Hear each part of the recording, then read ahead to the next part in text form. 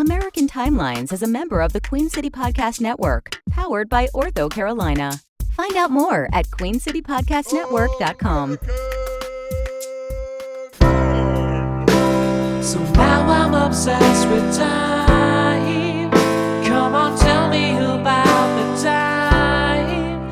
Had it all in my hand tonight. Had the time of my life. When the words all come down like blues on Tuesdays come down. Throw it all away. Welcome to another episode of American Timelines. I'm Amy and that's Joe. And we are History for Jerks, and we are back with another jam-packed episode of history and ridiculousness. That's right. And we're in 1951, and we are so excited. This week we have a guest who also, you may remember, has crossed over with us, from the Grand Project. We have my friend and colleague, Kitty Janvrin, joining us. Welcome, Kitty. Welcome. Thanks for having me. I'm very excited to be here. Yes, thank you so much, Kitty. We are idiots. Well, I'm an idiot, so thanks for taking the time out and being here with an idiot podcast. Kitty's is actually a normal podcast, not run by jerks. It's run by a normal person, and it's really so cool. Can you tell us a little bit about it, Kitty? Sure. So I host a podcast called The Grand Project, and basically I talk to older people about their experiences as grandparents or kind of stepping into the role of being a grandparent, and just talk to them about their lives and what it is like to kind of grow up and grow old and see their kids and grandkids do the same. It's so cool. And now you started this. You weren't planning on doing this, right? You just had a whim, like during the pandemic, you kind of decided to go about this? Yeah, so I mean, a few years ago, I got really into the idea of oral histories, Yes. and I was doing my undergraduate thesis on oral histories and decided might as well talk to my grandparents. At the time, all four of them were living, and that's I lucky. wanted to kind of just know more about what it was like for them growing up. And I started it kind of half-heartedly, just taking a cheap recorder whenever I would go to visit, but nothing really came of it. I love to transcribe interviews, but it's a lot of work. Mhm. And so I haven't really revisited them. And during the pandemic last summer, my dad's mom actually passed away kind of unexpectedly. Oh, I'm sorry. And so, yeah, it was one of those things where I just had been thinking about the podcast world for a while, like every millennial, I'm sure, Yeah. and decided it was time to, just go and talk to my other grandparents. And I have a lot of older people in my life, and I just think their stories are really important. And I'm a big history buff, Yes. which, it was a big part of it too. I love it. That's And awesome. I think the history part, I did that with my grandmother for college, for grad Oh, school. cool. And it was so funny because back then it was the little tiny cassette tapes. Yeah. That's how I did it. Yeah. I was with her and I put the little cassette tape in and then I had to think we still transcribe have it. somewhere. Yeah, I wanted to share it. She died and I wanted to share it with her. She's got 5 kids, but Wow. she badmouthed all of them on the tape, so I couldn't share it with them. I was like, oh God, this is going to bring up psychological trauma. Now they know if they listen to this podcast. Well, luckily they don't listen to the podcast. No, so they won't know don't. that. So. I had an acting class in college where we had to interview someone and then memorize it and then perform as them, like sort of An acting thing. Yeah, for Yeah. acting. Yeah, so it was like sort of get their mannerisms down and sort of like not really an impression so much. So I did my grandfather, and I had like a 2-hour interview with him that my family's all bugging me for today. Do you still have that tape of Grandpa and all this? Yeah. And I think I have the recording of me being him, but I don't know if I have his recording. But it's like one of those things, like you don't think about it until later that, boy, we should have saved that, or I wish I had that on. But the whole family was so glad that I sat down with him because he was like a guy who would never talk, like he never talked about himself. Like he just was into family and doing his thing. And everybody gathered around, and I had a camera on them, and my whole family was sitting behind listening to these stories that nobody's ever heard, and it so reminded me of your podcast. And so I find myself like listening to it, and I'll get teary, like it'll remind me of my grandparents, or it'll be a sweet moment, and I'll be like, geez, what's wrong? What's wrong with me? And it's so sweet and good that I was like, oh my God, you got to keep doing this. So I've just fell in love with it right away. And so thanks for doing it, and thanks for being here. And that's, without further ado, let's jump right into some history. All right, sounds good. Here. All right, so we're in it. We left off in March of 1951, and so we're starting April of 1951, and we're going to cover this whole month. And my first thing I have is from April 11th, 1951. President Harry Truman decided to relieve General Douglas MacArthur of command in Korea. So we've touched a little bit on this on previous episodes. This is during the Korean War. This is big boy. right now. Oh, here's our dog. There's Wheezy. And so this was kind of a controversial moment. Okay, you stop. No biting. No biting. We got a puppy. She's 9 months old, and so she. Oh goodness! She's learning to stop biting. Okay, sorry. So as I said, this was the Korean War, and so I don't know if you guys know much about the Korean War or military history at this time. Not me. I don't really as much. Like I'm not really into war as much, but I try to do enough research just to understand what happened here. And basically, it was looked at as controversial because President Truman relieved General Douglas MacArthur of command in Korea. Like he was in command, and he basically fired him in the middle of a war, which a lot of people were very upset because everybody loved MacArthur. He was a war hero from World War II. Why did he do it? So that's what I'm trying to see if I can explain well. So the general reason was that he felt MacArthur's, this is according to history.com, MacArthur's desire to expand the Korean War conflicted with the nation's foreign policy. And President Truman felt he had no alternative but to replace MacArthur, and he informed the public of his decision in a radio report the same day. But to dumb it down for us, I'm just going to say, so I fell down this MacArthur rabbit hole. Like, he went to West Point, and he was involved in, like, a hazing incident where some guy got hazed. Some amazing kid got hazed and then quit, and then went and he died of tuberculosis because he was so sad. Wait, this is not. Can we take her inside? It's so hard to get up. I know. Let's. Oh, I love you too. Oh, I love you. Oh, I know you, but you got to settle down. Wait, maybe I can get her settled. Okay, settle down. Settle. Just lay down. Lay down. Lay down. She needs a chew bone. Good girl. There you go. Okay, sorry. That doesn't always happen. So anyway, but MacArthur, so because he was a hero and people were very upset, it boiled down to the fact that there was a couple battles. So North Korea invaded South Korea, which kind of got us involved in it. And so even after they kind of pushed North Korea out of South Korea, then he wanted to go further and kind of capture North Korea. And then he wanted to bomb because China got involved. And according to a Time magazine article in the 70s, MacArthur wanted to bomb China and use nationalist Chinese forces on Taiwan against the communists. And Truman basically said, I fired him because he wouldn't respect the authority of the president. You know, he was trying to keep it a little bit down. More contained. Yeah, more contained. And so that's how I understand it. So I'm not going to. So it sounds like he was just a warmonger. Yeah. I mean, he was a hero from Japan, from World War II and fighting with Japan and everything. And so at some point, you must get such a big head that I am a big cheese. I am the best. You're not going to stop. China they defeated him, sort of like they drove him out of North Korea. And so I think I don't know how you couldn't get a big head like that in a world war like that and not. Yeah. I mean, I'm not defending it, saying I would, but wouldn't it lose touch with reality? I think like people like CEOs of big companies always seem to be out of touch with reality and things like that. So Yeah. it's like just Okay. drunk Well, with power. yeah. Anyway, like look at what's his name, the Facebook guy, Mark Zuckerberg. Mark. Like Yeah.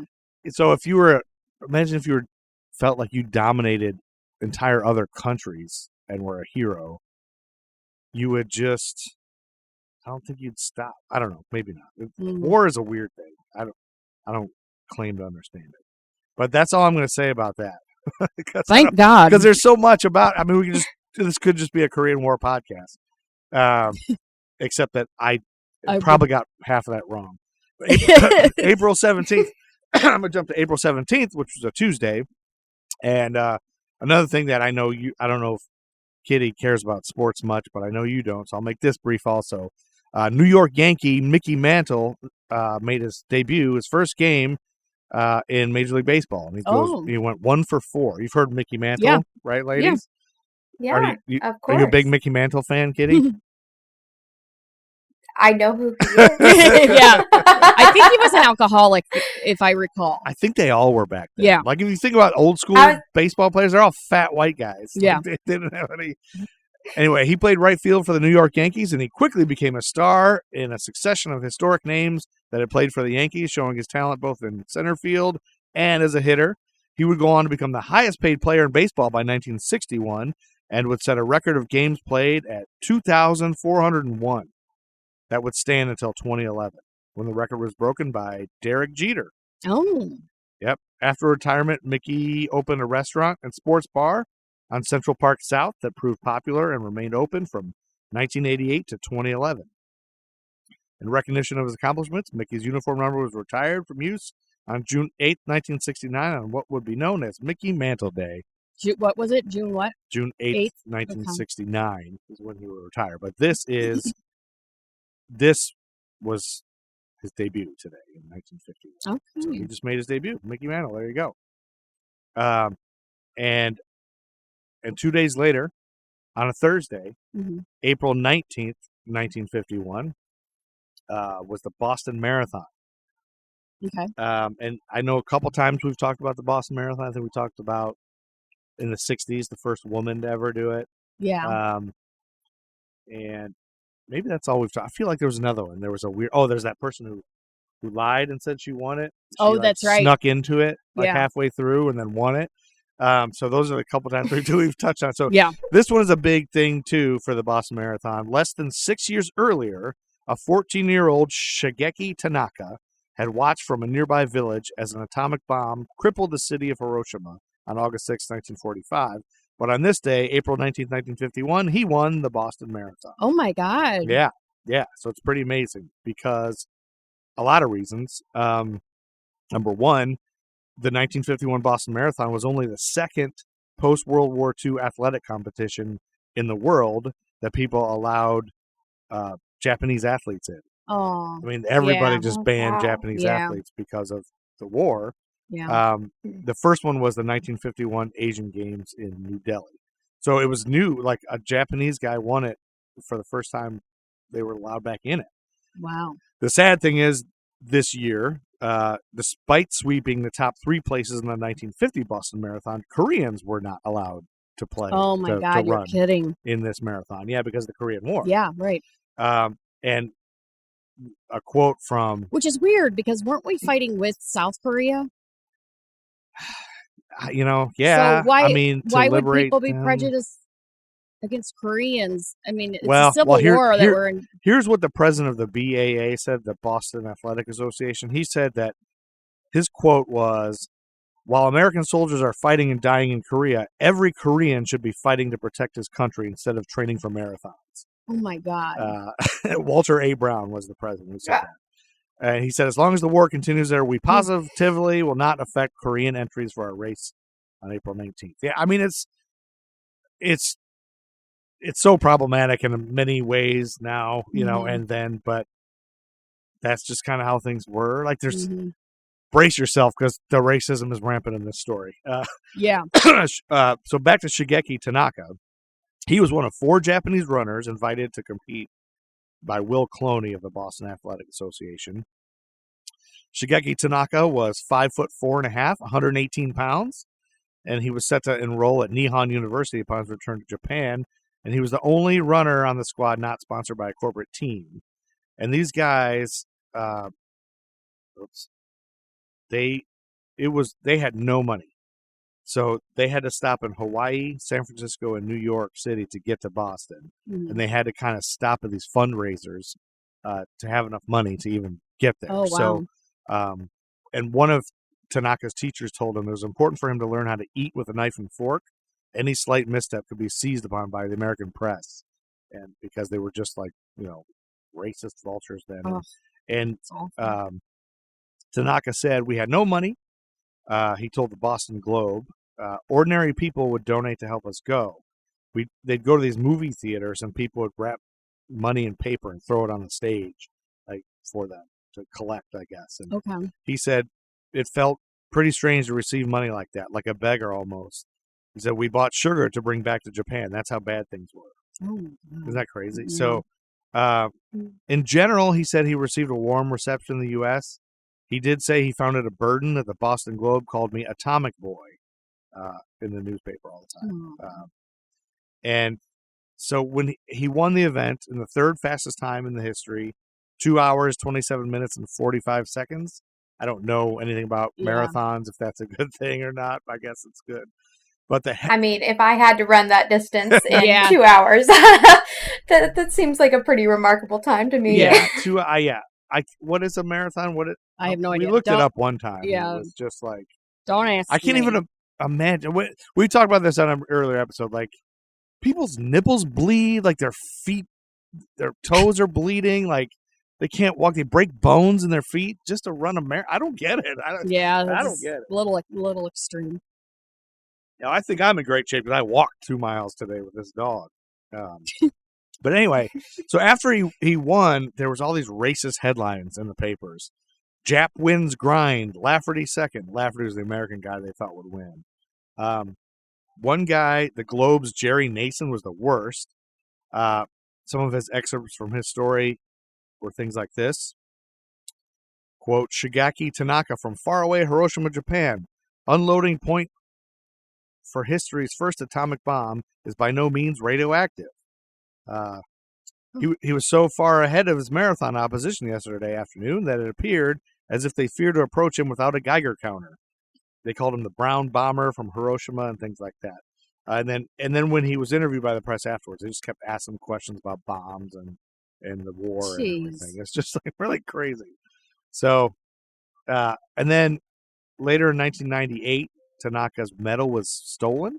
Somebody broke into his house and stole it. But the cool thing is the Boston Athletic Association replaced it, sent him a new one. So now that was 98. It was a little bit less terrible then. But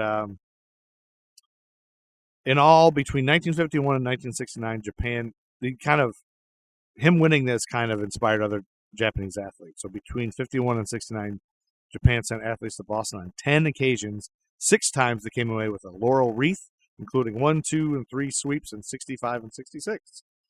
I got all of this from Let'sRun.com, from an article from Hiroshima to Boston, Shigeki Tanaka's journey to become the first Japanese winner of the Boston Marathon by Jonathan Galt in April of 2017.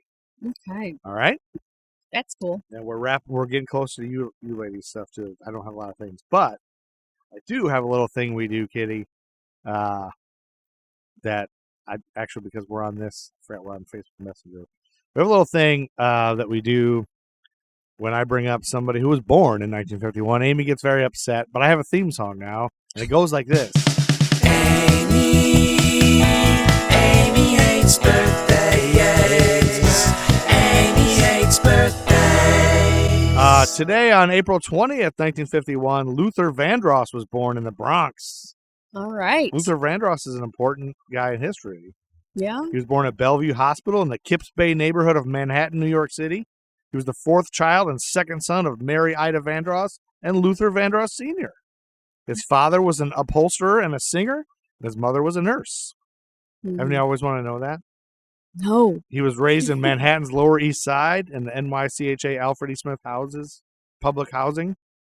development. At the age of 3, having his own phonograph, Vandross taught himself to play piano by ear. Oh, that's cool. And that's it about Luther Vandross. I won't go anymore. I have You have paragraphs. I do. I have what school he went to. And I know you hate birthdays. I don't hate birthdays. And the look on Kitty's face, she also hates birthdays. She is mad right now. Just kidding, everyone. And then on April 21st, it was a Saturday. It was the NBA championship and the Stanley Cup finals on the same day. The Rochester Royals beat the New York Knicks 79-75 to take the series 4-3. It was the first finals appearance for both teams. Mm-hmm. And we talked on an earlier episode that the Rochester Royals became the San Antonio I tuned this Spurs, section out, so don't ask me. And then the Stanley Cup final was the Maple Leaf Gardens. Was in Maple Leaf Gardens in Toronto. The Toronto Maple Leafs beat the Montreal Canadiens 3-2 for a 4-1 series victory. I don't care about hockey either. But that same day was also Amy hates birthdays. Amy hates birthdays. Tony Danza's birthday. Oh, you've been waiting for that I one. cannot not mention Tony Danza's birthday. I think it's a good time to insert the little sound clip we have. Samantha, that's a hickey. Did you ever watch Who's the Boss, Kitty? I know you're. It's I know probably you're. No. it's probably too You would old have had for to you. watch it on TV Land or something. Yeah. So yeah, that'll You didn't age miss us, but anything. Yeah, you did miss No, something. you didn't miss anything. No, I always forget the name of the Alyssa Milano was the daughter on that, and she's my age, and I had a crush on Alyssa Milano. Yes. Everyone did. Anyway, Tony Danza. You know who Tony Danza is, though, Kitty? You're familiar? Yes, So I do. Yeah, he was on Taxi. Yeah. Oh, no, I was just thinking about Tony Danza the other day as I was listening to Elton John's Tiny Dancer. Oh, Hold Me yeah. Closer, Tony Danza. Yes! That's right. Yes, that's the best way to think about Tony Danza. Hold me closer, Tony Danza. Yeah, he was born in Brooklyn, New York, to parents Ann Camisa and Matty Anthony Iadanza. So that's his real full name is Iadanza. His mother was a bookkeeper, and his father worked as a waste collector in Brooklyn. You sure that's not La Danza? Oh, it would be a lower. Why would it be a lowercase? Oh, that's true. It could be La Danza. I don't know. It doesn't matter. Oh no! Now it's a controversy. It doesn't I'm gonna have matter. to look it up later. All right, I'll look it up during your murder, your gross. No, grisly you won't. murder. You have to listen, or else you'll ask dumb questions. Okay. All right, I'll look it up later, and I'll add it back in post. All right. Anyway, Tony Danza was born, and now the world can go on. Okay, we're almost to you, ladies. This other thing I feel like we have to talk about because he's an important guy, but I bet. Did you look at my paper? No, I can't. April 23rd, 1951, there was a famous death. And this, I will quiz you two history buffs to see if you know who this person is. Because I'm embarrassed to say I didn't know who this was. Okay. I shouldn't have said that. I should have admitted it. Anyway, Charles G. Dawes died on that day. Either one of you know who he is? I do not. Okay. Yes. I don't. Okay, either. so now I don't feel so bad. Are we going to feel stupid? Is this an No, obvious one? no, I don't. It must not be obvious. I thought it was until you both didn't know it was. But he was a former vice president of the United States. Oh, He was the vice presidents. I'm not real. You just forget hip on. about him, don't you? Yeah, they're kind of dustbin. Yeah, dustbin. He Dustbin was of Calvin history. Coolidge's. He was Calvin Coolidge's vice president. Okay. So I'm mad at myself because I can name all the presidents in order, but sometimes I'll hear the name of a vice president or I'll look up who a vice president was. I've never once heard their name or know anything about them. Yeah. So it makes me want to start a podcast where you just delve into the vice presidents. So everybody knows God, who they are. Who the fuck would listen to that? No, you don't do podcasts for listeners. You do it for you, right? But I guess Or not? No, I don't know. Kitty, do you want to do a vice president podcast someday? I do not think I am the person to do that. No. That was a very polite way of saying no. Anyway, he died on April 23rd, 1951 at his Evanston home from coronary thrombosis at the age of 85. Okay.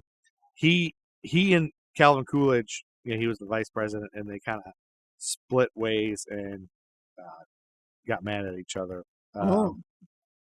And I'm not going to go into the big whole thing. I had it all planned out, but I'm going to save that for the vice president podcast. So. Yeah, I think that's a good idea. But he, I'm trying to remember what it was exactly. Oh, it was like, it was a vote on something that he didn't agree with. Oh, I think he's most famous for one of those things where it was like today, where the Senate and the House were tied, and the vice president would cast a tie-breaking vote. So there was a vote on something. He went home to take a nap, thinking it wouldn't be close. It ended up being real close. And by the time they called him and he was going to come back, somebody changed their vote and it got shot down. Whatever it was that they were doing, I can't remember what it was. It was. So he got mad at him because he. The president got mad at him because it was a big, whatever it was a big thing they were going to pass. I can't remember what it was now. It was it was a nomination of somebody, an attorney general or something. I don't know. Anyway, but come here for all your information. Yeah, I mean, I really knew that. And I have it all here, but it'll take a lot to explain it all. So, but anyway, all that to say, he died. He died on this day. And we'll get to that if we get to the 40s or on my vice presidential podcast. And I'll start with my friend Rich, who loves vice presidents. And then Wednesday, that brings us to Amy, your story. That brings us to Wednesday, April 25th. I understand you have probably a grisly murder and an awful rape to tell us about. I have.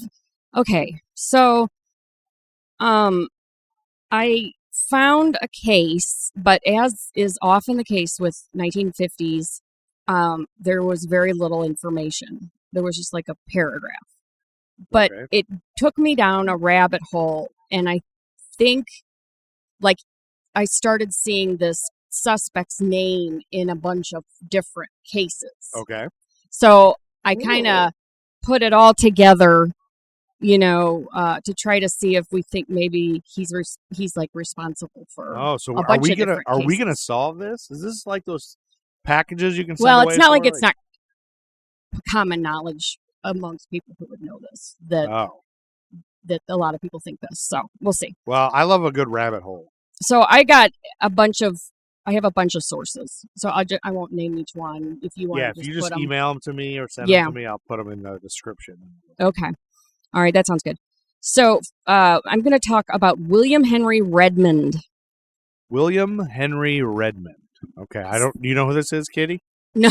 I do not. I've never heard I of this would guy. not imagine. If you did know who this was, I'd be like, what if Kitty what? knew was an expert and then just dropped all this knowledge and then it ruined your whole story? That'd be hilarious. So William Henry Redmond for decades operated in the sleazy neon slime of the American carnival. Oh, carnies. He's a carny. Carnies are awesome. They're great. Yeah. Gross. At one time, carnivals were the place to hide from cops, ex-wives, military service, and maybe yourself. Oh, my gosh. Drifting from town to town, Redmond would sit stone-faced operating a Ferris wheel. And when the show was done, he hit the road, ambling into the next town. Have you seen, even current day, I think this continues. Have you ever not been creeped out by a carny? Oh, I've never been creeped out by one. Not that all carnies are creepy, but there's always a couple. Most of carnies. them, they're missing fingers and they don't have a lot of teeth. Now, my good friend Patty Dots was a carny, so let's not disparage all carnies. That's true. Just most carnies. Yeah, I'm fascinated by carnies. I would go to a carnival just to stare at the carnies. Jeez. Poke at them and see what all they right. do. But too often, cops believe, Redmond was leaving behind the corpses of brutalized young girls. Oh, what a perfect way to be a murdering spree, a member of a carny. Yeah. So cops fingered him for the Pennsylvania murder of Jane Marie Althoff, Beverly Potts murdered in Cleveland, Barbara Gatza, I think is how you're supposed to say it, in Michigan, and maybe Connie Smith in Connecticut. And there are likely many more. Ooh, good old killer. For decades, Redmond, a lean-faced, ill-tempered hard man who seldom smiled. Lean-faced, ill-tempered hard man? Yep. Eluded cops in prison. He was never far off the radar. Ohio-born Redmond's penchant for young girls first appeared in 1935 when he sexually attacked 2 young girls in Lancaster, Ohio. In 1938, he was busted again in Ohio for the attempted rape of a preteen girl. He skated on another sex assault in Florida in 1949. And then detectives believe he turned to murder. Murder. Oops. Hold on. I you did something. Okay, there we go. So the first one they're thinking about was a little girl named Joanne Lynn. A little girl? She was just 11. Oh. This was September 30th, 1949. Oh, September 30th, 1949. He murdered this poor little girl the same day that Mao Zedong was elected chairman of the new central government of People's Republic of China? Yes. Chairman Mao. Yes. Became Chairman Mao that same day. She was found shot to death outside Rochester, New York. Oh. At the time of her murder, Redmond was working at a fair 5 miles away. And this is a little bit more into her story. As she did every weekday morning, Joanna Anna Lynn, 11, left her home at 8 o'clock on September 19th, 1949. Oh, she left to her walk home to school. She left her home the same day that model, actress, and singer Twiggy was born. Yes. In Middlesex. So fall had come early that year, and the trees were rust red along State Road 15A in Hemlock, New York. Joanne wore a blue and white candy-striped dress, a red sweater, white bobby socks, and tan shoes.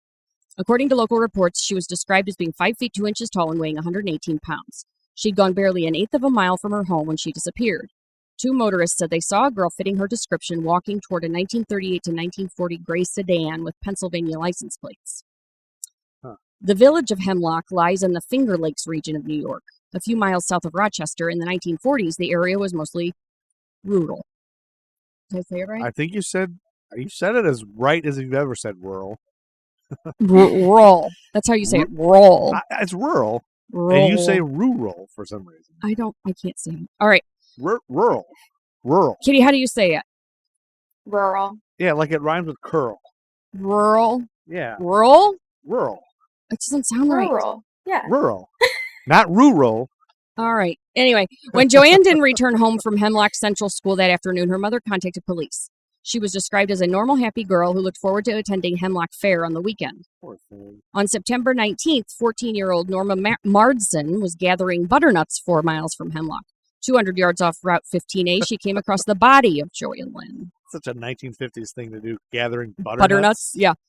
The child lay face down in a ditch. Lieutenant William M. Stevenson of Batavia Police told reporters she'd probably been lured or dragged into an auto and taken out of the car and shot twice as she cringed in the grove of locust trees. 1 bullet entered her forehead and pierced her arm as she tried to shield her face. The other entered her left breast and emerged from her back. Both bullets were collected as evidence.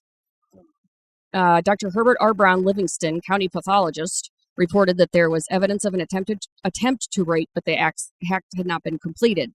Fingernail scrapings suggested she had fought her attacker. In a bizarre twist, even though she was clothed, her sweater and undergarments were missing. Keep that in your noggin. Okay, that's a clue for later. Yeah. On April 25th, 1951. April 25th? You mean the same day that Charlie Wilde, Private Detective, starring Kevin O. Morrison, was on CBS? Yes. He was a private investigator with headquarters in New York City, with most of his cases involving murder. He often used violence to solve cases. Okay. Bending the law at times without actually breaking it. Private investigator Charlie Wilde. On that day, Jane Marie Althoff, who was 8 years old, was found murdered in a pickup truck. She had gone to the carnival the day before with her brother, 6-year-old Paul, and 16-year-old Lamar, according to news accounts from the time. But the older boy was not allowed to take his bicycle on the grounds and left the young children there. I bet he got a whooping. Oh, I bet, yeah. Jane Marie was seen whispering to William Redmond and told a friend she had a secret with him, according to reports. She was strangled that night. Police say Redmond's fingerprints were found throughout the truck cab. A warrant for his arrest for questioning was issued in January 1952, but apparently was never served because he could not be located. Without taking time to pick up his paycheck, he had left the carnival after it stopped in Lock Haven in central Pennsylvania. Then on August 24th, 1951... Oh, the same day that the Ad-Libbers was on CBS. It was a comedy sketch game show that was a summer replacement for Mama. 5 live shows were broadcast before the series ended. Home viewers were invited to send in story ideas. The host would read the story outline to the performers, who would then attempt to ad-lib dialogue to fit the story. Oh, It had that's regulars. interesting. Regulars included Jack Lemmon, Charles Mendick, Patricia Housley, and Peter Donald was the host. That Okay. sounds like a cool thing. Yeah, that would be interesting. So I will just like lighten up your awfulness with With whatever that is. lighthearted ridiculousness. That sounds good. All right. I guess that's what we do. On that day, Beverly Potts, of 10, of Cleveland, attended a local carnival, and she was never seen again. Ugh. Blonde, blue-eyed Potts was described as a shy, quiet, and responsible child fascinated by the performing arts, who was due to enter the 5th grade in the fall of 1951. On August 24th, she and her friend and neighbor, Patsy Swing, were given permission to see the Show Wagon, an annual summer children's performance event being held at the evening in Halloran Park, less than a quarter mile from the girls' homes. This was a special treat, as the park was generally considered unsafe after dark when large trees dimmed the surrounding streetlights. It was also frequented by the local vagrant population. Oh, boy. The two girls initially went to the park on their bicycles at around 7 p.m. At 8 p.m., deciding it would be easier to maneuver on foot through the large crowds in attendance, they returned home to drop off their bikes, arriving back at the show sometime before 8:30 p.m. At about 8:45 p.m., Swing, who had promised to be home before dark, suggested they leave for home. Potts said that she had been given permission to stay for the entire show, which was not due to end until after 9, so Swing went back to her own house alone. Oh, no. Swing last And saw they're 10 Potts. years old? Yeah. Swing last saw Potts in the crowd, still watching the performance on stage. Oh, man, that's nuts. That's how it was in the 50s. Though. Yep. 10-year-olds were just Go do what you need to do. Whatever. At about 9:30 p.m., when the show had ended and the park was emptying, a 13-year-old boy who knew Potts saw her heading diagonally across the park in a northeastern direction. This would have been the quickest route back to her house, which would then be only a few minutes' walk away. The boy recognized Potts by her distinctive duck-like gait, walking with toes pointed outward. Several other witnesses said they had seen a girl resembling Potts near a battered black 1937 Dodge Coupe idling on West 117th Street, apparently speaking to 2 young men inside. The various witnesses placed this encounter anywhere between 8:30 and 9:30, but none of them had seen the girl entering the car. When Potts did not return home by 10, her family began searching. About an hour later, having found no sign of her, they called the police. The police immediately began a large-scale search of their own, but were unable to find any trace of Potts. Her family members were quickly cleared.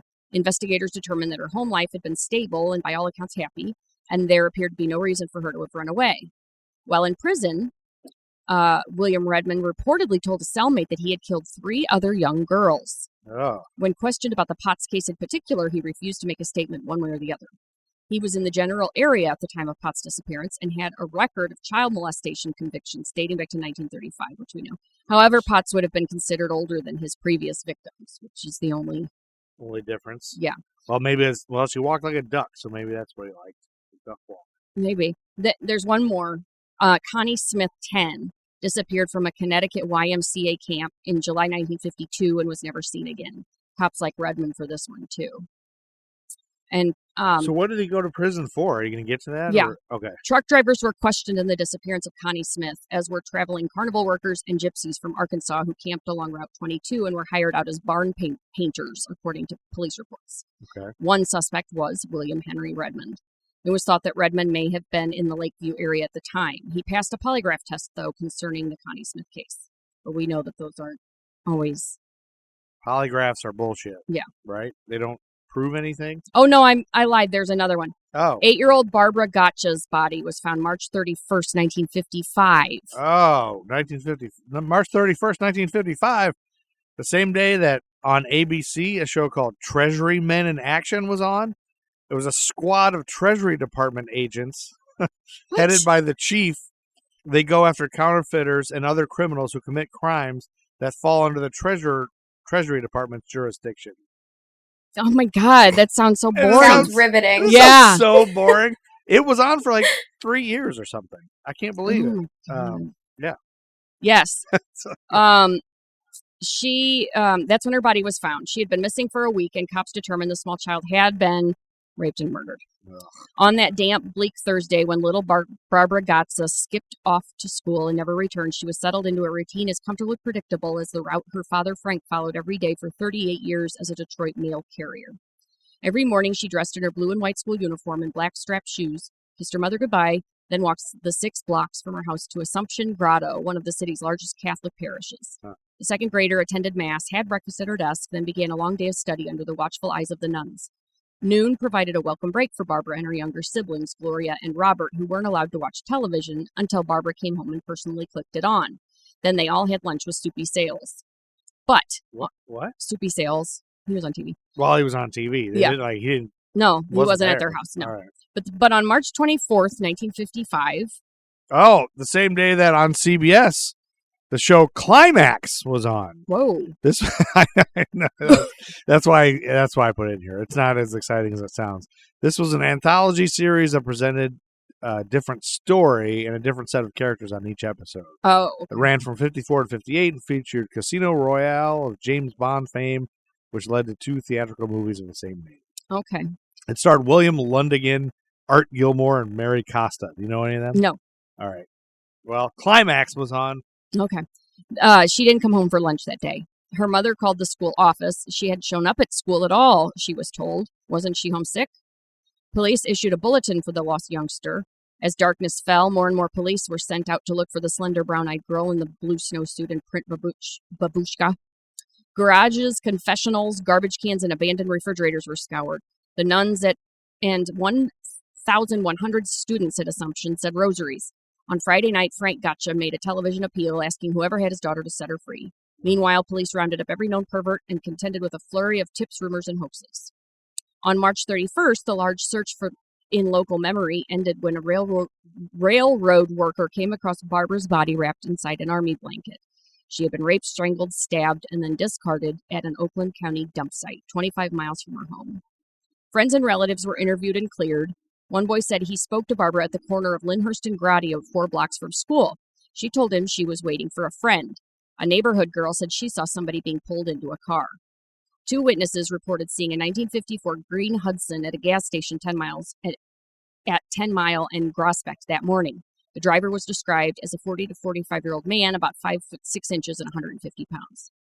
A girl matching Barbara's description was inside the car as an attendant pumped gas. The girl looked frightened, he said. Barbara was found in a wooden hollow. Evidence established the rape and murder occurred within 2 to 4 hours of her abduction and that both happened inside a clean car or room.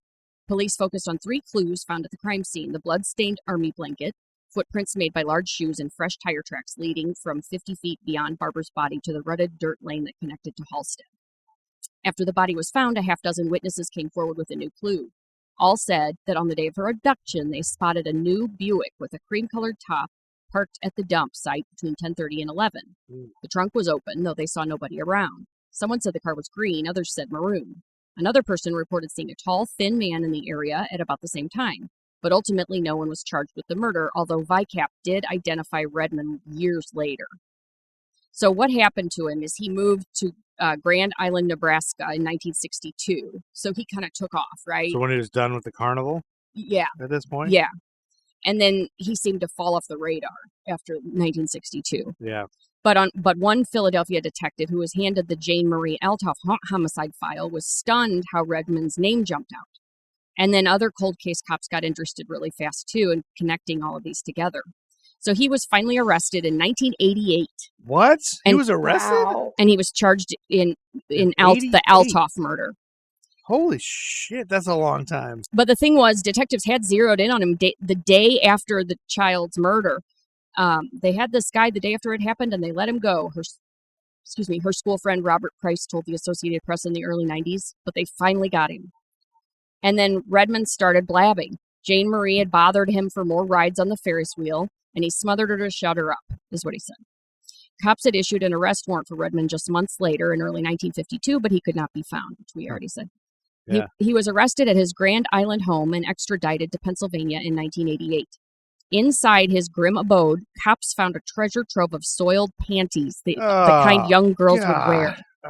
Remember when that girl's was missing? What a fucking sicko. And then a judge ruled that detectives weren't playing by the book and let him out on bail for $1. What? Yeah. Wait, what? Why? What? I don't know. It didn't go into specifics about what the Jinx. actual. We both said Yeah, I know at what? the same time. Uh, So, Ugh. while awaiting trial at his Nebraska home, Redmond died at the age of 70 in 1992 of acute emphysema and heart troubles. His death sealed shut forever many of the answers generations of detectives and loved ones had desperately longed for, but there was never any real doubt about the who part of the equation. An inmate turned stoolie told cops that Redmond smirked when he told him about the Althoff murder. They may have me on this one, but not the others, he said. Man, Gross. that guy's burning. So, in hell. yeah, it's gross. Jeez, it is very gross. I feel like you could easily prevent all this by, like, if somebody could just time travel back to the 50s and be like, hey, supervise your kids, or like, don't let them walk places unattended. 6 blocks all by themselves. I mean, you and I have talked several times about how we are a little bit more, like, almost too alarmist these days. Like, you can't, like, our kids' school is, like, literally behind our neighborhood. Like, you could walk to it from here. Like, but I was not allowed to walk my kids to school. Like, they're not allowed to walk. They have to take a car. I'm like, what if I didn't have a car? Like, why can't we walk? It's right. Nope, they got to be in the car rider line. Like, what are you talking about? It's weird. But, and we talk about, like, hitchhiking used to be a common thing. Yeah. You know, everybody used to hitchhike, and it really wasn't that dangerous. Like, people. Yeah, there was a podcast I listened to where they talked about the history of hitchhiking, and they said that the fear mongering with hitchhiking came about because of, what was it? Was it the auto industry, or it was? Oh yeah, people trying to sell cars. I think you said it was. Yeah, like, they were trying to sell cars. Like, no, we so won't sell enough cars. Publicized these murders and stuff that happened with hitchhikers, but it was really pretty rare for people to be. Because generally, people don't go around just abducting children and murdering them or whatever. And stuff, yeah. But if there's one, you know, like, this makes matters. me think, like, they should have. Like, why didn't you let your 10-year-old go? Well, you were telling me about, was it a 6-year-old walk to a boxing event by herself or something? That was in the 50s, In the 50s, it was murdered. Like, a 6-year-old? Like, yeah, that's insane. My 6-year-olds couldn't leave the house go anywhere. Yeah. Not even in the yard, I wouldn't let them go. So, I don't know. It's so weird. Just different time. Like, you can't even imagine those times, I guess. Yeah. And I guess depending on location, what neighborhood you're in, is it Mayberry or Detroit, whatever. So, well, boy, that's gross. Yeah. So hopefully, here's a couple palate cleansers before we jump into Kitty's thing. Okay. Between 1943 and 51, fictional collie Lassie was the inspiration for several feature films produced by Metro-Goldwyn-Mayer, MGM.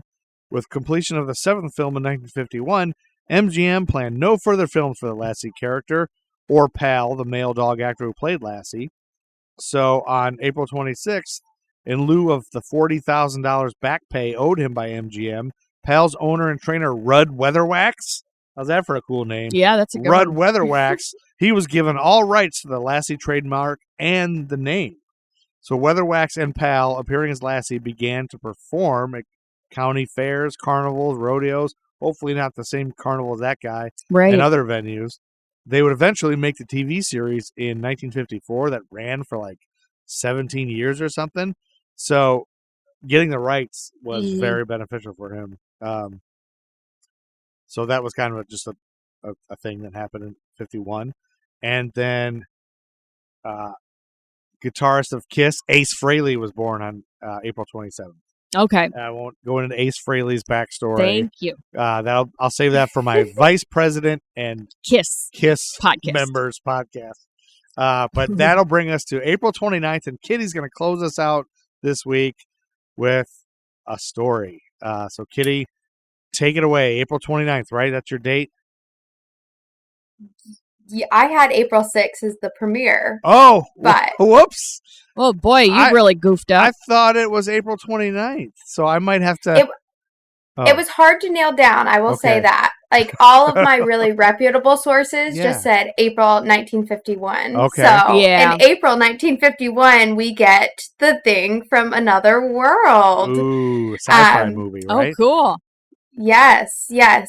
So, it was based on a story called Who Goes There, which was a popular sci-fi story written by John W. Campbell Jr., His pen name was Don A. Stewart, and fun fact, his wife's name was Donna Stewart, so that's where he got his pen name. Donna Stewart. But the film is actually super important, so I watched it for the first time the other day and thoroughly enjoyed it. Did you? However many years later. Yeah. You watched the whole film? Later. You watched the whole film for this? Yes, that's a real researcher. I have to say I chose this story because I've always loved aliens. Yeah. In fact, little 6-year-old me told my mother that for my birthday party we were going to do an Alien Disco 2001 theme. Oh, that's funny. So I love a good alien story. And I have to say the film still holds up. And part of the reason that is because this was the first time that Hollywood really invested in any sci-fi story on film. Yeah. So before this, sci-fi and even horror to some extent was definitely seen as kind of like not a serious film medium. Right. Yeah. And so Howard Hawks, who had directed films, he did everything from like His Girl Friday and Gentlemen Prefer Blondes to Scarface and Red River. Wow. He decided that he was going to buy the rights to the story Who Goes There because he was starting to see how popular sci-fi stories and comics were after World War II. Oh. And so he really invested in this story. Now, it does differ from the story a lot. In fact, the 1982 remake, TheThing, is much closer to the original storyline. But in the film, they basically have an alien who is found in a flying saucer that's found embedded in the ice by a team of scientists and military in the Arctic Circle. Huh. And they blow up the saucer almost immediately, which is hilarious. It's just a group of white men who think they know everything and immediately up in smoke. Yeah. And so this film premiered in 1951 amid a lot of similar flying saucer content. It was a really big thing, but it came into theaters just a few days before the similarly themed The Man from Planet X. Oh. But so The Thing from Another World was the first film of its kind because it got in right in the nick of time. Cool. And as American Cinematographer magazine puts it, it was so popular because it had an adroit blend of old-fashioned horror, newfangled science fiction, He-Man adventure, and down-to-earth romance. So Christopher Nyby is credited with directing the film, although there's a lot of debate about that. Oh. A lot of people believe that Hawks actually directed it. Really? And so the cast, it's really interesting. Different members of the cast have cited, no, Nyby did in fact direct it, whereas others were like, no, Hawks is really the one who was directing us. Wow. Controversy. But, it's very much in Hawks' signature style with the overlapping dialogue and that sort of thing, and it's very realistic. But at the time, Christopher Nyby was very green, so he could have just been mimicking that signature style since Hawks was producing the film. So they filmed it, and they hoped to film it on location and have the support of the Air Force. And so they sent the script over to the U.S. military, but the response they got was basically that there is no, the military did not believe in flying saucers. That was their official statement, was there was no such thing. Yeah. And so they kind of condemned the making of the film. Wow. Really? And later they went back and said that they would give their approval of the film if it was portrayed as a dream, if the happenings of the story were portrayed as happening in a dream. What?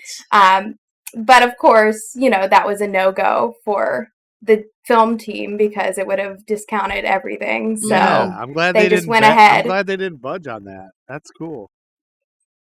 And so they had to kind of like find airplanes and uniforms and that sort of thing outside of having a connection to the Air Force. Huh. and they ended up filming in Glacier National Park in Montana, and then in a Los Angeles ice storage plant, which I thought was really interesting because watching it, I was wondering if, like in a lot of old movies, if like all the snow is asbestos or Yeah. something like that. I always wondered that too. But they actually had a lot of snow, and then all of the indoor scenes were filmed at the ice plant. So, like the people's breath and that that's you see realistic. is real because Yeah. they were freezing. Oh my Yeah. God. Can you imagine acting in a movie like that? No. So the cast featured mostly stage and radio actors because the official stance was they wanted to make it more realistic by not having any names that people would recognize, Mhm. but cool. the budget was fairly limited as well, which was probably more of the reason. Right. And the Thing is played by James Arness, who would later go to star in Gunsmoke as Marshal Matt Dillon. But apparently he was so embarrassed by having to portray this alien that he didn't attend the premiere of the film, and funny. he would never talk about the experience later on in his career. But the stunts and special effects were really revolutionary for their time. It's one of the first, if not the first, full body burns on screen. So where they light a stuntman completely on fire from head to toe. Oh, wow. For a scene, and it's really interesting how they did a lot of the things. There's an electrocution scene that they had to kind of figure out how to do. But of course, one of the things that a lot of people do know about this movie is that the makeup for the Thing was a really big hurdle for them to overcome. Mhm. So initially they allotted $10,000 of their budget for makeup experimentation to kind of figure out what they wanted the alien to look like. And the alien that they ended up going with is very humanoid, kind of has that Frankenstein's monster quality, which is a big deviation from the Who Goes There story, but they couldn't ever get it where they were happy with it, ended up spending, twice as much as they were allocated to try and experiment with this makeup look.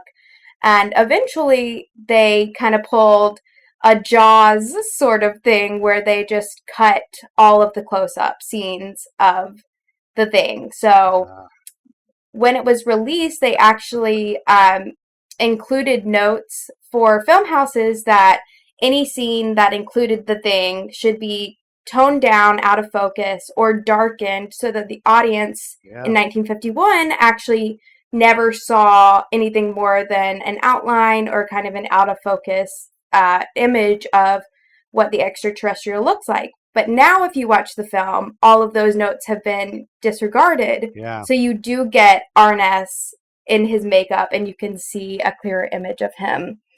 The last thing I'll say, because I did think this was interesting, is, of course, I had heard of The Thing, probably because of the 1982 remake, and I think in 2011 they did a prequel that's in the same universe, but I never knew it was called The Thing from Another World. I always just thought it was The Thing. Yeah, that's too. what I thought Me too. too. Yeah, I was just realizing that that's the same thing just now as I'm Googling the pictures.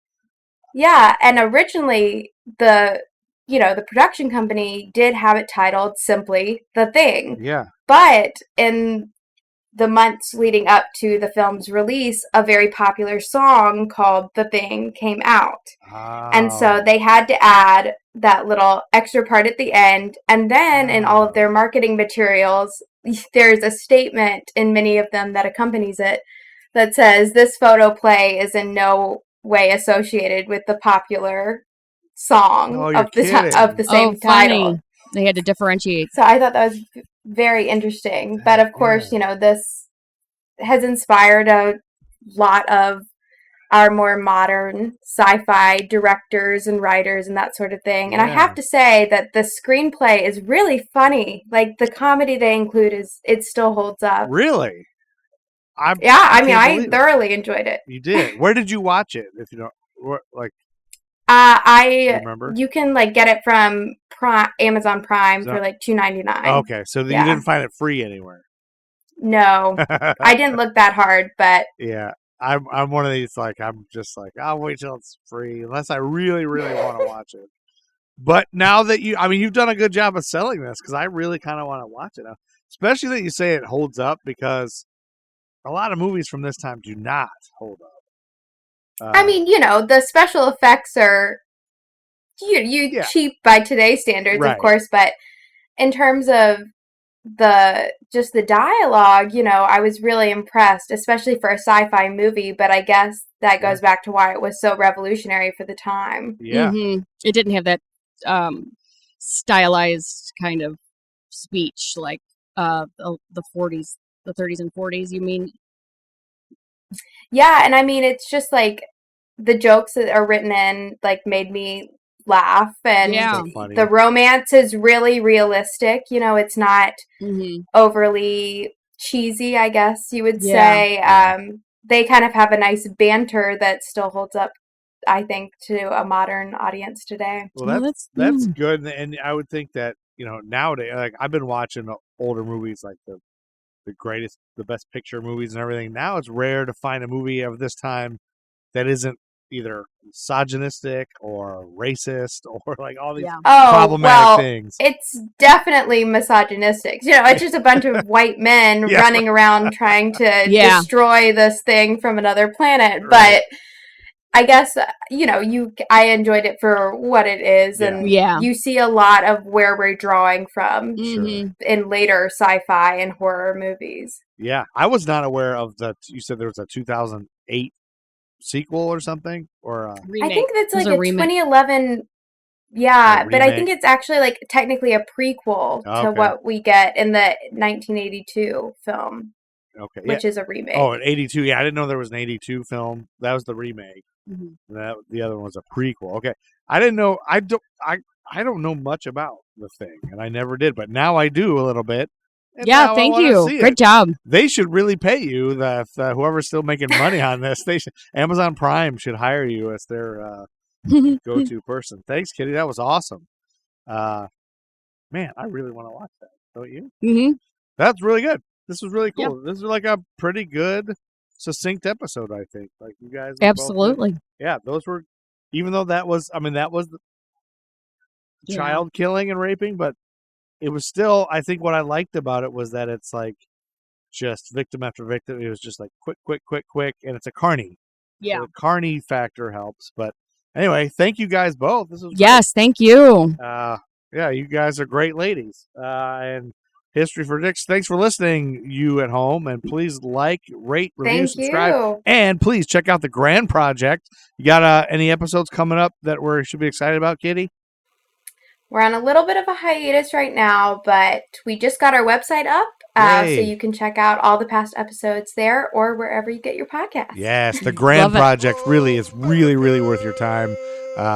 Check it out. It's wonderful. Yeah, thanks for being here, Kitty. Thank you. Yes, and thank you. Doing a podcast with me after all this time. It's time to get out of here, Chuck Berry. It's time to get out of here. Thank you, guys. Thanks, Kitty. Thank you.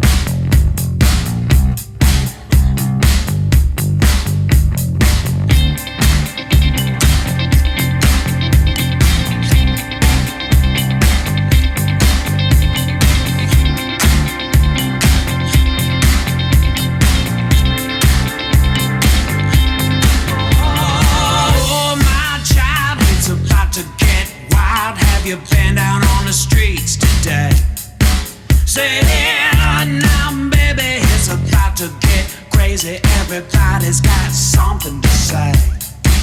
We got 10,000 people screaming, oh my God, it's over, but they're never gonna take us away.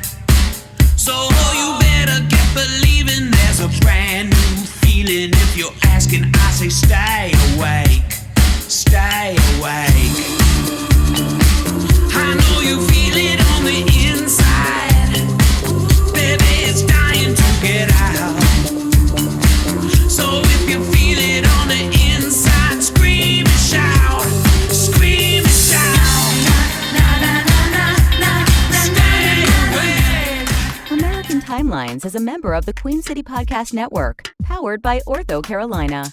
Find out more at queencitypodcastnetwork.com.